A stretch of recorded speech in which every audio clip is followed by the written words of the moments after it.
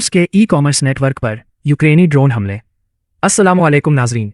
सोचिए, आपने अपने मोबाइल से कोई चीज़ ऑनलाइन ऑर्डर की, पैसे भी अदा कर दिए, लेकिन अचानक आपको इत्तला मिले कि आपका पार्सल कई दिन या शायद कई हफ्तों तक नहीं पहुंच सकता।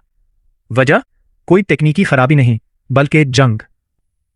रूस और यूक्रेन की जंग अब सिर्फ टैंकों, मिसाइलों और खंदकों तक महदूद नहीं रही।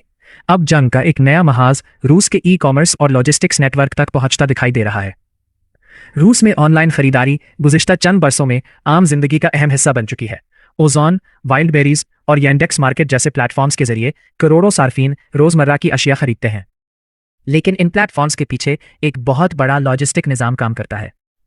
बड़े बड़े फुलफिलमेंट सेंटर्स, गोदाम्स, ट्रांसपोर्ट के नेटवर्क और खुदकार निज़ाम मसलसल सामान को एक जगह से दूसरी जगह मुंतकिल करते हैं। अब अगर इनमें से किसी अहम मरकज़ को ड्रोन हमले से नुकसान पहुंचता है तो मसला सिर्फ एक इमारत तक महदूद नहीं रहता। एक गोदाम बंद होने का मतलब हो सकता है कि हज़ारों पार्सल्स रुक जाए, ताजरों का सामान फंस जाए, डिलीवरी में ताख़ीर हो और दूसरे मराकज़ पर इजाफी दबाव पड़ जाए। यानी एक हमला पूरी सप्लाई चेन में डोमिनो इफेक्ट पैदा कर सकता है। लेकिन सवाल यह है कि यूक्रेन रूस के ऐसे मराकज़ को क्यों अहम समझ सकता है। इसकी एक वजह दोहरे इस्तेमाल की टेक्नोलॉजी है। रूस पर यह इल्ज़ामात लगते रहे हैं कि बाज़ शहरी तिजारती रास्तों के जरिए ऐसे इलेक्ट्रॉनिक पुर्जे और सनती सामान भी हासिल किया जाता है जो बाद में फौजी मकासद के लिए इस्तेमाल हो सकते हैं। यहाँ यह वाज़ेह करना ज़रूरी है कि हर ई कॉमर्स पार्सल या हर गोदाम को फौजी सप्लाई नेटवर्क करार देना दुरुस्त नहीं। ताहम जंग के दौरान ऐसी सप्लाई चेन्स की अहमियत ज़रूर बढ़ जाती है। अगर किसी लॉजिस्टिक नेटवर्क में खलल पैदा हो तो इसका असर सिर्फ आम तिजारत पर नहीं बल्कि सनती पैदावार पर भी पड़ सकता है।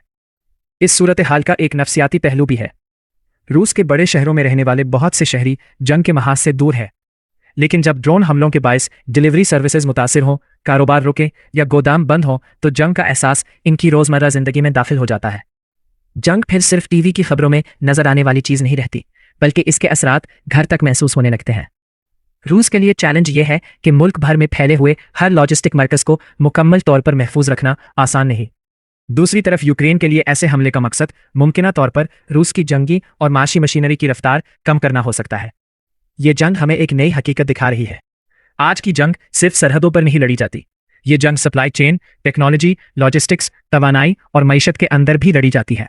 और आने वाले वक्त में शायद जंग का फैसला सिर्फ इस बात से ना हो कि किसके पास ज़्यादा मिसाइल है, बल्कि इस बात से भी हो कि किसकी सप्लाई लाइन ज़्यादा देर तक चलती है, रह सकती है। अगर आपको आलमी जंगी सूरत हाल और दिफाई मामलात पर ऐसी ही अहम और तज्जियाती मालूमात पसंद हैं तो वीडियो को लाइक करें, चैनल को सब्सक्राइब करें और कमेंट में अपनी राय ज़रूर बताएं।